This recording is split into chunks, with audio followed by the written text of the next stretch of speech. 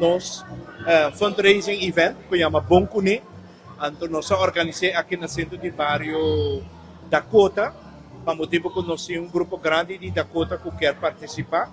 Então, nós temos Ewega, que está algo típico de Bonaire que show. Então, nós fazemos especialmente para nós recaudar fundo para a seguinte atividade que nós também temos. Nós temos pensado para outro semana, nós fazemos uma ação de limpeza. Então, essa aquilo é bom aporte para nós por pagar equipo para nós fazer o lugar limpo. Nós também for de começo de ano que pensamento que nós quer organizar gospel festival dia 1 de junho. Então, net seis bambisa ano que nós alanta a comissão nova. Então, o gospel festival é na centro de bairro Brasil.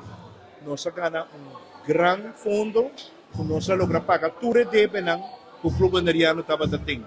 E débito estava acumular débito de água. Então, tudo isso aqui nós heredamos, pero a atividade de gospel festival nós recordar fundo necessário para nós pagar o débito completo. Porque agora que o clube neriano não tem débito, agora que o clube neriano tem todo fundo para nós invertir em limpeza